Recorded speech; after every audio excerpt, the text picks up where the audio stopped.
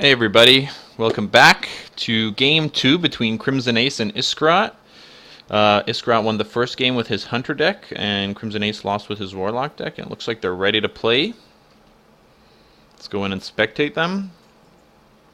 So now it's going to be Hunter versus Hunter.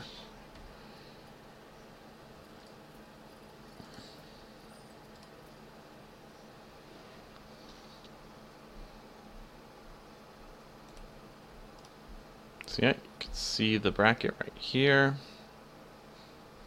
Let's get back to the game. You can see their hands. CrimsonAce has Haunted Creeper. He's on the coin. Iskarott's got a few good starting cards here. Mad Scientist and a Web Spinner. And he has a follow-up Animal Companion for turn 3. Very good.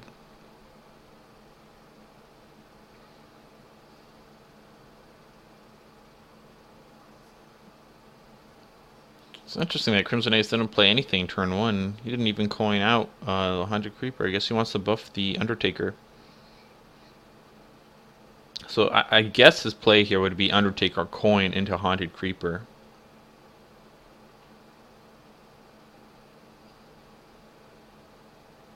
Yeah, he's looking at it, but Iskarott has answers in his hand, plus the Mad Scientist and a Clockwork Gnome on the field.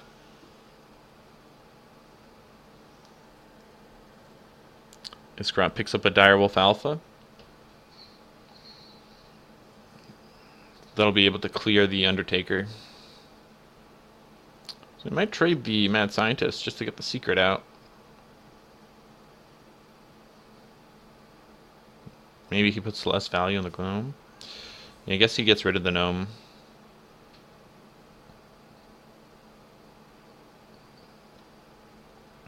He'll play another Gnome. Plays another Clockwork Gnome. And he hits CrimsonAce's face for 3 damage with the Mad Scientist. So CrimsonAce picks up a Houndmaster.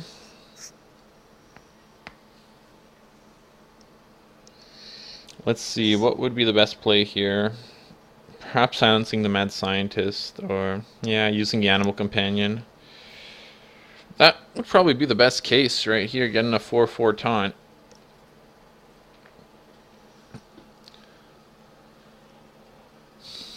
However, Iskarott has his own Animal Companion that he can play. And he does. He gets Leok, which buffs everything he has by 1 attack.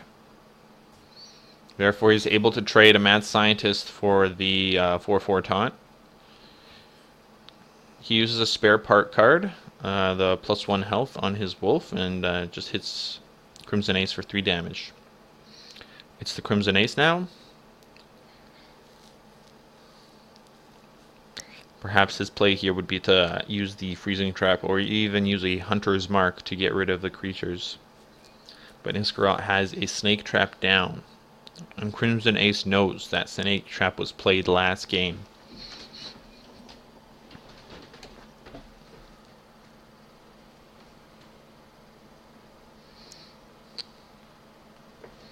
If you keep track of the cards that Iskarott has, you would know that he has 2 cards and 1 spare part card.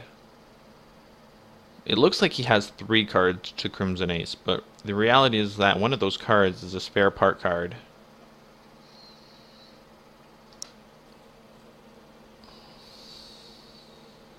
But look at this, CrimsonAce is already at 22 health, whereas Iskarott is not even touched. He uses the Hunter's Mark on Leok, but that's going to activate the Snake Trap right now. What CrimsonAce needs is an Explosive Trap.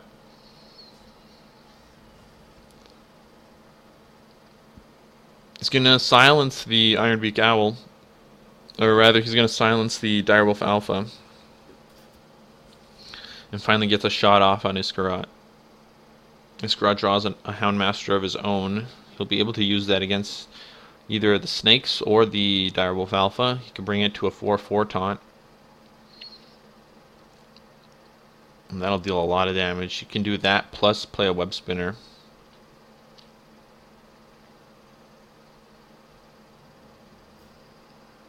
Gets rid of the owl with one of the snakes. Hits CrimsonAce for 5 damage and plays a web spinner.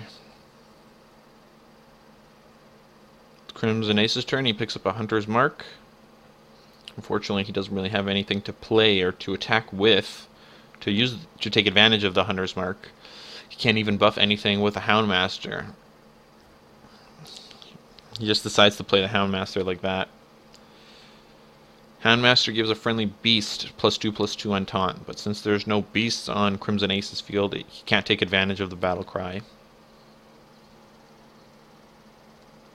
So over here, Iskarott's in a really good position. He can just continue to apply pressure and eventually kill CrimsonAce with his passive. And just the sheer amount of damage he's outputting.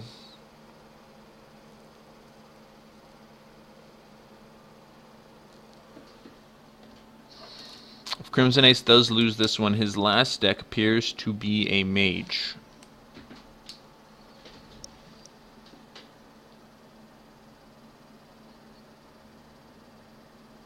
Looks like Iskarott's just going to go face. He doesn't even care.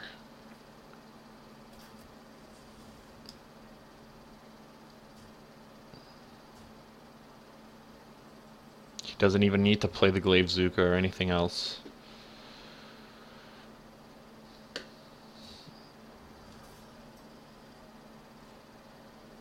No, apparently Iskarott's internet died mid-game.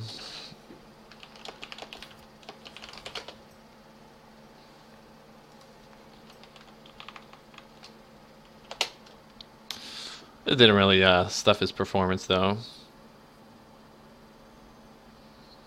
Activates the freezing trap, but it's game over for CrimsonAce as Iskarott takes game 2 with his aggressive Hunter deck.